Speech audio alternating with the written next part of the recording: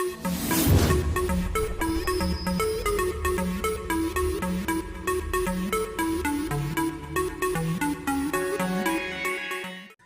दोस्तों, आप सभी का फिर से एक बार ऑनलाइन कोचिंग सेंटर पर स्वागत है। यदि आप हमारे चैनल से नहीं जुड़ रहे हैं तो प्लीज़ चैनल को सब्सक्राइब कर दें, साइड में दिख रहे बेल आइकन पर क्लिक कर दें, जिससे कि हमारे आने वाले वीडियो लेक्चर का नोटिफिकेशन आप आसानी से प्राप्त कर सकें। तो स्टैटिक जीके के लेक्चर में आज का हमारा जो टॉपिक है वो बुक्स एंड ऑथर्स है। इससे पहले हम इसका पार्ट 1 पढ़ चुके हैं। यदि वो आपने नहीं देखा है तो हमारी प्ले में जाके वो प्लीज़ देख लें। तो आज हम बुक्स एंड ऑथर पर पार्ट 2 पढ़ेंगे और कुछ इंपॉर्टेंट बुक के बारे में जानेंगे। तो आज की जो 3 बुकें हैं वो इस प्रकार हैं।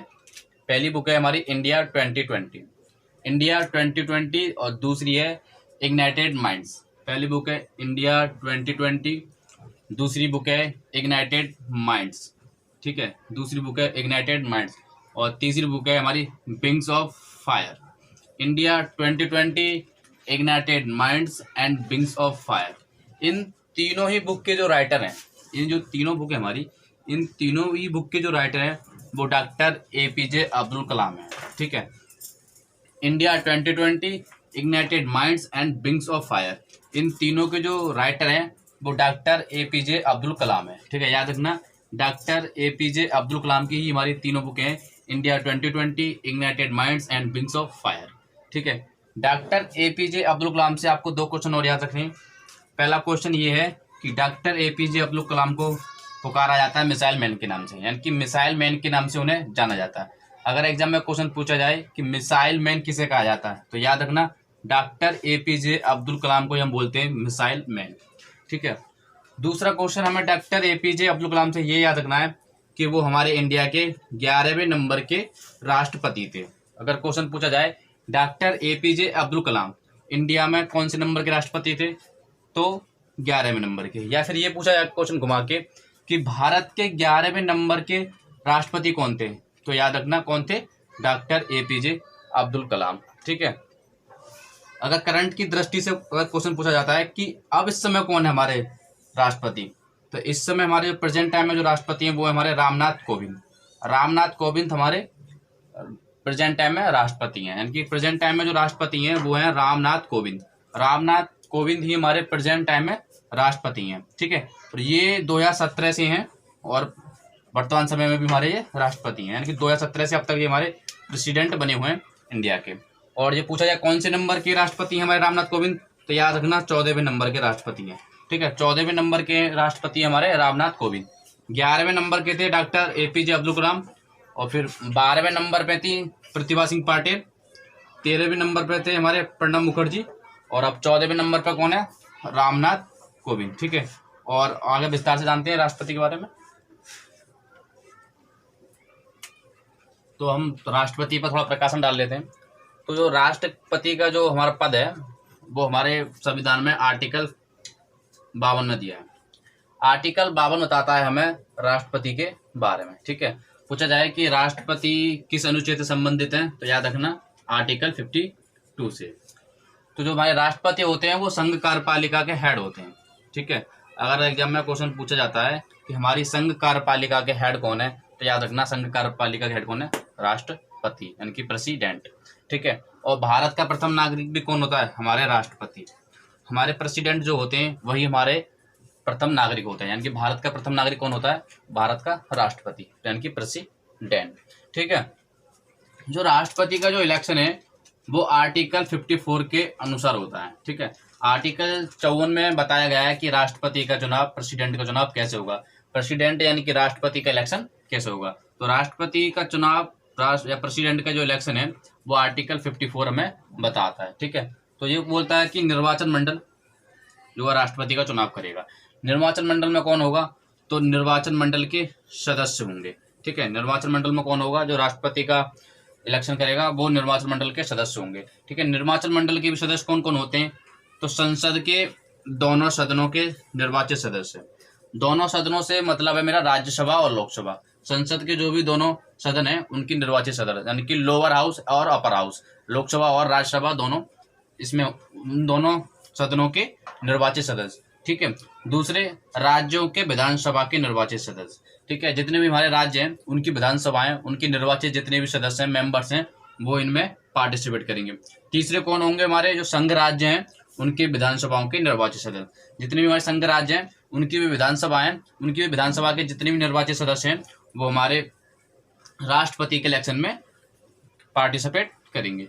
ठीक है, अब देखते हैं कि प्रेसिडेंट के पद के लिए नॉमिनेशन कौन कौन दे सकता है। ठीक है, तो नॉमिनेशन के लिए हम देख रहे हैं कि राष्ट्रपति का नॉमिनेशन कौन कौन कर सकता है। ठीक है, राष्ट्रपति की नॉमिनेशन के लिए कौन कौन कर सकता है। तो ये तीनों जो फैक्टर हैं यही हमारे राष्ट्रपति के नॉमिनेशन के लिए प्रस्तावित कर सकते हैं। ठीक है, यानी कि प्रस्तावक के रूप में कौन कौन हो सकते हैं, संसद के दोनों सदनों के निर्वाचित सदस्य, या फिर हमारे राज्यों के विधानसभाओं के सदस्य और निर्वाचित सदस्य, या फिर संघ राज्यों के विधानसभाओं के निर्वाचित सदस्य। ठीक है, ये प्रस्तावक के रूप में हो सकते हैं 50, या ये प्रस्तावक दे सकते हैं 50 या मोर देन 50 या फिर उससे ज्यादा का प्रस्तावक दे सकते हैं, और अनुमोदक भी 50 या फिर उससे ज्यादा का अनुमोदक दे सकते हैं। ठीक है, और राष्ट्रपति के पद के लिए नॉमिनेशन भरने के लिए फीस दी जाती है, सिक्योरिटी डिपॉजिट फीस जमा करनी होती है, और जो सिक्योरिटी में जो फीस डिपॉजिट करनी होती है वो 15,000 रुपये RBI में जमा करनी होती है। ठीक है, अगर आप राष्ट्रपति पद के लिए पूरी अर्हता पूर्ण करते हो तो आपको सिक्योरिटी के रूप में 15,000 रुपये फीस डिपॉजिट करनी होगी। ठीक है, यदि आप 1/6 वोट प्राप्त कर लेते हो, ठीक है, 1/6 वोट प्राप्त कर लेते हो, टोटल में थे जितने भी टोटल वोट थे उनमें से आपको अगर 1/6 प्राप्त होते हैं वोट, तो निश्चित है कि आप हार तो जाओगे, लेकिन जो आपने सिक्योरिटी डिपॉजिट फीस जमा करी थी 15,000 रुपये वो आपको वापस कर दी जाएगी। ठीक है, अगर इससे कम अगर आपको वोट प्राप्त होते हैं तो जो आपकी 15,000 रुपये जो आपने RBI में डिपॉजिट किए थे वो आपको वापस नहीं दिए जाएंगे। ठीक है, तो याद रखना, यदि आपको 1/6 वोट प्राप्त होते हैं तो आपकी जो सिक्योरिटी डिपॉजिट फीस है वो आपको वापस दे दी जाएगी, लेकिन इससे कम प्राप्त हुए आपको वोट तो आपको ये 15,000 रुपये वापस नहीं मिलेंगे जो कि आपने RBI में जमा किए थे। ठीक है, थोड़ा सा RBI पे भी प्रकाशन डाल लेते हैं। ठीक है, तो RBI के बारे में जान लेते हैं। ठीक है, RBI की जो फुल फॉर्म होती है रिजर्व बैंक ऑफ इंडिया होती है। ठीक है, RBI की फुल फॉर्म हमारी रिजर्व बैंक ऑफ इंडिया, जिसकी स्थापना 1 अप्रैल 1935 की हुई थी। ठीक है, RBI की स्थापना जो है 1 अप्रैल 1935 को हुई थी। ठीक है, 1 अप्रैल से जब भी 1 अप्रैल का नाम आए तो एक दिवस आप याद रखना 1 अप्रैल को, कि 1 अप्रैल को बनाते हैं हम उड़ीसा दिवस। ठीक है, उड़ीसा दिवस, और उड़ीसा दिवस को भी हम एक नाम से और जानते हैं, उत्कल दिवस। ठीक है, आजकल उत्कल दिवस के नाम से आ रहे हैं एग्जाम में। ठीक है, तो 1 अप्रैल को 1935 को reserve bank of India RBI की स्थापना हुई थी, और 1 अप्रैल को बनाते हैं हम उड़ीसा दिवस या फिर उत्कल दिवस, यानी कि उड़ीसा स्थापना दिवस। अगर एग्जाम में पूछे उड़ीसा स्थापना दिवस, उड़ीसा दिवस या फिर उत्कल दिवस कब मनाया जाता है तो याद रखना 1 अप्रैल को। ठीक है, अगर हम RBI के हेडक्वार्टर की बात करें, RBI का हेडक्वार्टर कहाँ पे है, अगर एग्जाम में पूछा जाए कि RBI का हेडक्वार्टर कहाँ पे है तो याद रखना RBI का हेडक्वार्टर है मुंबई में। ठीक है, मुंबई में RBI का हेडक्वार्टर है, यानी कि महाराष्ट्र में हमारा हेडक्वार्टर है किसका, RBI का। रिजर्व बैंक ऑफ इंडिया का हेडक्वार्टर हमारे मुंबई यानी कि महाराष्ट्र में।